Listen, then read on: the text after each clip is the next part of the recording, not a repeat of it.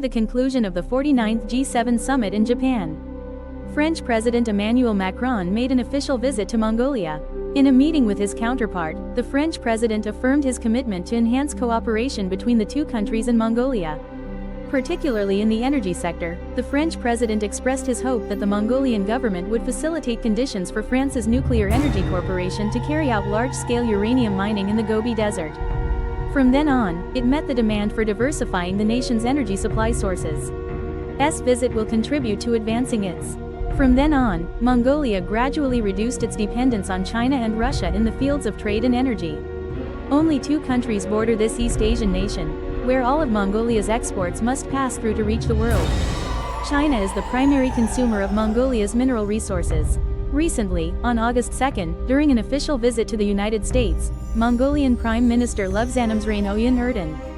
The two countries jointly declared their commitment to enhancing bilateral cooperation, particularly in the fields of critical minerals and rare earths. Specifically, the U.S. aims to diversify its rare earth supply sources, while Mongolia seeks to curb the dominance of Chinese investors. Thus, it can be seen that all three countries, France, the United States, and Mongolia, are moving toward reducing their dependence in the energy sector. Currently, what measures is Mongolia implementing to reduce its dependence on China? To better understand this issue, let's take 5 minutes to watch today's video. Mongolia's economy has a traditional strength in agriculture. They became renowned for their livestock industry, thanks to their vast grasslands and massive herds of cattle, which even outnumbered the country's entire population. Although livestock farming is a strength, the country's crop cultivation sector struggles to develop due to the thin topsoil on the Mongolian steppe. This area has scarce water resources, harsh winters, and nutrient-poor soil, making it unsuitable for agricultural cultivation. About 3 decades ago, Mongolia fell into a state of desolation and devastation, heavily impacted by the final conflicts of the Soviet Union. Most of the people are only familiar with livestock farming and fermenting yogurt, and do not know how to do any other work, even though this country possesses extremely abundant mineral resources. However, over the past decade, Mongolia has shifted from a primarily agriculture-based economy to a multi-sector economic model. Currently, although agriculture still accounts for a large proportion of the economic structure, this country has focused on developing other industries such as tourism services, light industry, mining, and more. Since then, the gross domestic product has continued to grow steadily, and the people's standard of living has gradually improved. Total GDP reached $16.83 billion. However, thanks to its relatively small population, only 3,512,000 people, the country. Despite achieving significant economic progress through diversification in recent years, Mongolia's current industry structure remains unbalanced. The mining sector contributes up to 22% of GDP and accounts for nearly 90% of export revenue. It is also considered a key industry of Mongolia's economy. Currently, coal and copper are the two main resources that play a crucial role in Mongolia's economy. According to forecasts by many economic experts, Mongolia's economy is expected to grow by 5.2% in 2023, driven by the strong recovery of the mining sector after China fully lifted its border restrictions. Despite its sparse population and rugged, high terrain, Mongolia possesses incredibly abundant natural resources, primarily copper, gold, and coal. Politico noted that the descendants of Genghis Khan currently own a massive, yet untapped, mineral deposit. Ministry of Economy and Development, the country possesses some of the world. The coal mining industry, also known as black gold, remains one of this country's key strengths. According to Mongolia's Ministry of Mining and Petroleum, as of 2020, the explored and confirmed coal reserves in the country amounted to 32.6 billion tons. However, this number may change in the future as many areas across the country have not yet been fully surveyed and studied. In 2022, Mongolia mined approximately 26.3 million tons of coal, only two-thirds of Vietnam's coal output in the same year, 40.5 million tons. This figure also marks a decrease from the 32.3 million tons recorded in 2021 and is significantly lower than the record high of 57.13 million tons achieved in 2019. Biggest thermal and coking coal mines, playing a pivotal role in the country. Currently, the total reserves of this mine are estimated at 6.4 billion tons of various types of coal. Of this, high-quality coking coal accounts for about 1/4 of the reserves, while the remainder consists primarily of thermal coal. The Devan Thon Khoi mine is located south of Samarkand, over 98 kilometers east of Dalanzadgad, the capital of Omnagovi province, about 540 kilometers south of Ulaanbaatar, and just 240 kilometers north of the Chinese border. This mine began operation in 1967 and is currently managed by the Urin Stavan Togoi Coal Group, with over 80% of the company's shares owned by the Mongolian state. Copper mining industry is also growing rapidly. Currently, the copper mines here have become one of the country's Ministry of Mining and Petroleum. The homeland of Genghis Khan is now one of the world. The Oyu Tolgoi mine is the largest copper mine in Mongolia and ranks third in the world in terms of scale. Currently, it is part of a pioneering mining project in the Khanbak River Basin within the Samarkand region. The mining area is located approximately 235 kilometers east of Dalanzadgad, the capital of Omnagovi province. The Oyu Tolgoi copper mine was discovered in 2001 and is currently being developed by a joint venture between Turquoise Hill Resources and the Mongolian government. Turquoise Hill Resources is a subsidiary of Rio Tinto, a London-based multinational mining corporation and the world's second-largest metals mining company. Currently, the company holds a 66% stake in the Oyu Tolgoi mine, while the Mongolian government owns the remaining 34%. The mine began operations in 2010 and exported its first batch of copper on July 9 of the same year. History. Once all upgrade phases are completed, the mine is expected to produce approximately 450,000 tons of copper annually. However, the project, in addition to its abundant copper reserves, the Oyu Tolgoi mine is also known for its significant gold deposits. In 2012, Turquoise Hill Resorts reached an agreement with the Mongolian government to develop a copper and gold mining project at Oyu Tolgoi, while also resolving lingering issues related to the project's cost overruns. This is seen as a key step in helping Mongolia increase its copper and gold output, thereby diversifying the mineral market and reducing the heavy reliance on exporting large quantities of copper to China. Amid the increasingly intense geopolitical competition among superpowers, a resource-rich nation like Mongolia becomes an attractive target for many countries. This appeal grows even stronger as its resources include not only coal, copper, and gold but also lithium, uranium, and rare earth elements, strategic materials of the future that are of particular interest to major powers such as the US, EU, China, South Korea, and Japan. Currently, lithium is considered one of the most attractive minerals. In reality, Mongolia's reserves of this mineral are considered quite substantial, although specific figures are not yet available. According to a newly published study, the country's current lithium reserves are estimated at 203,000 tons. However, if more comprehensive surveys are conducted, this figure could increase significantly. So why does this resource become a massive source of revenue for the countries that own them? According to Bloomberg's report, global electric car sales reached only about 2.1 million units in 2018. However, in recent years this number has continued to rise and reached 10 million vehicles in 2022. It is predicted that by 2040, the number of electric vehicles could reach around 60 million. In electric cars, lithium batteries and chargers contain less than 20% lithium, so as the production of electric vehicles increases, the demand for lithium sources will also rise. According to expert forecasts, the demand for this mineral will grow by 30% annually.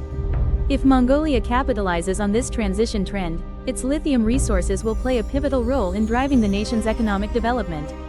Currently, foreign investors have recognized the lithium potential in Mongolia and are aiming to turn the country into a key supply source for their lithium needs. A prime example is POSCO Daewoo, a subsidiary of South Korea's POSCO Group, which has shown interest in mining rare earth elements and lithium.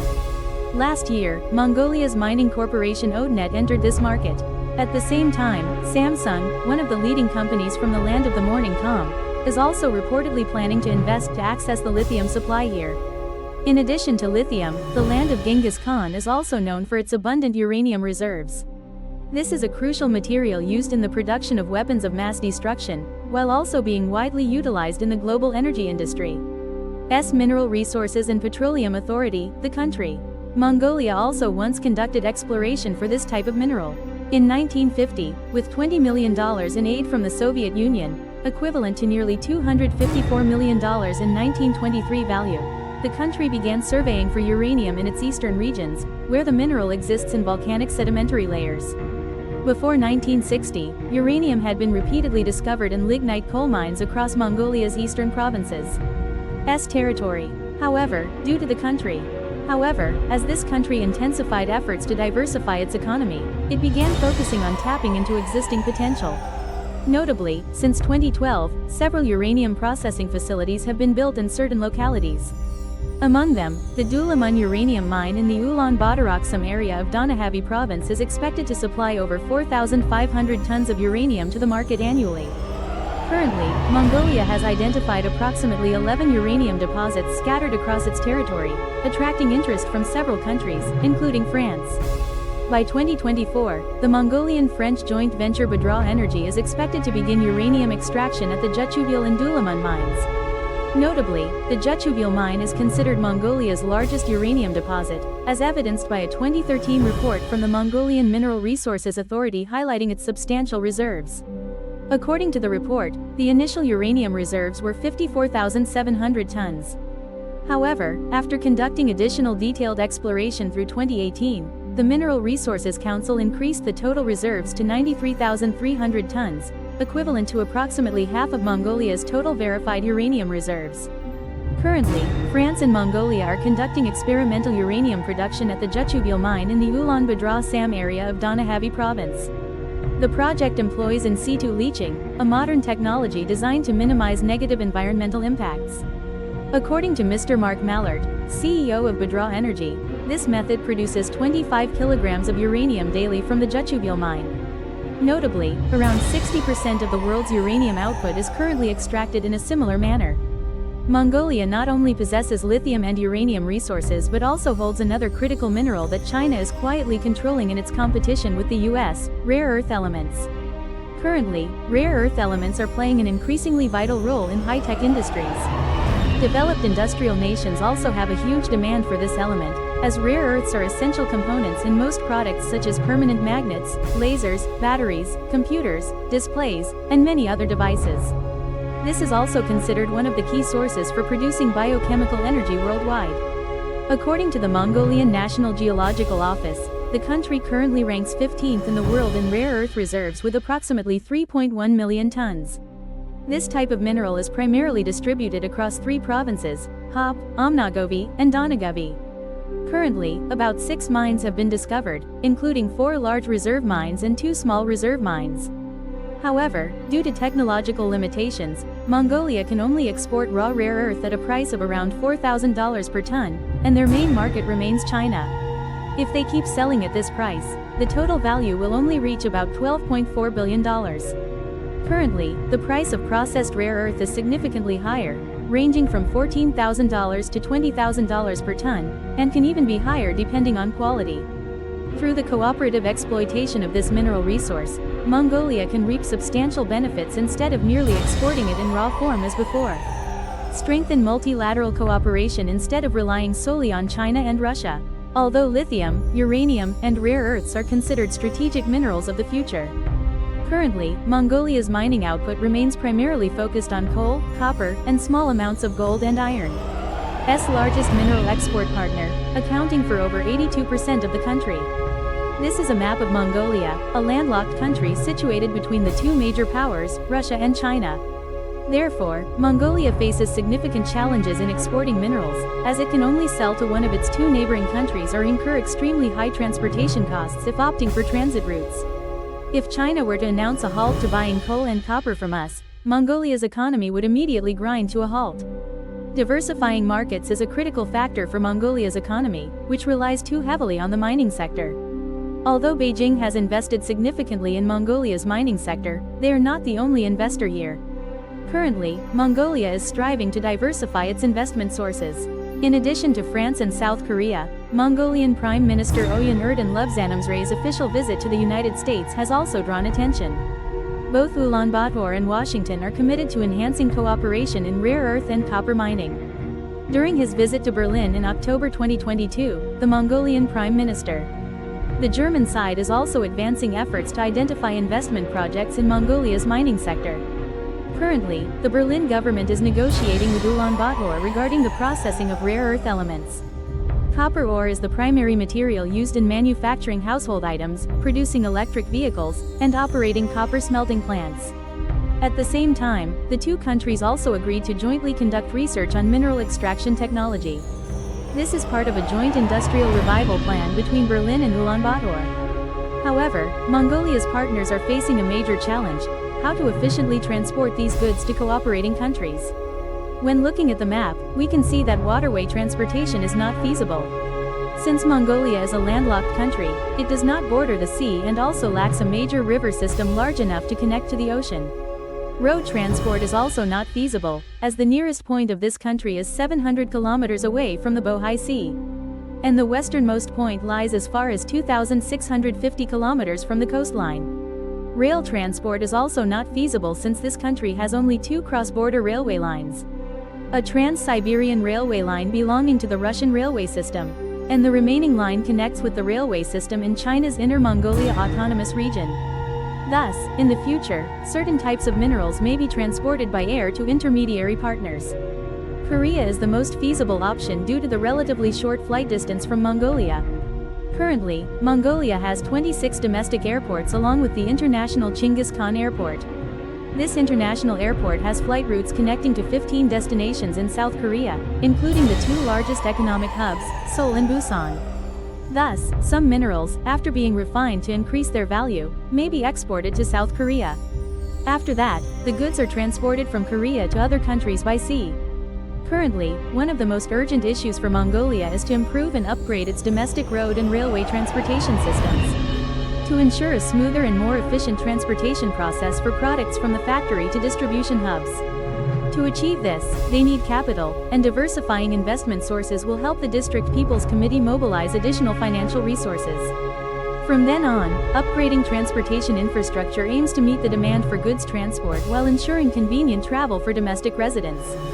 Clearly, if Mongolia can seize the opportunity, it will reduce its dependence on Russia and China while rising to become a prominent emerging power in Asia in the future. Recently, in just 5 minutes, we summarized information about Mongolia's journey to gradually reduce its dependence on China. Thank you for watching the video until the end. Goodbye, and see you all in the next episodes.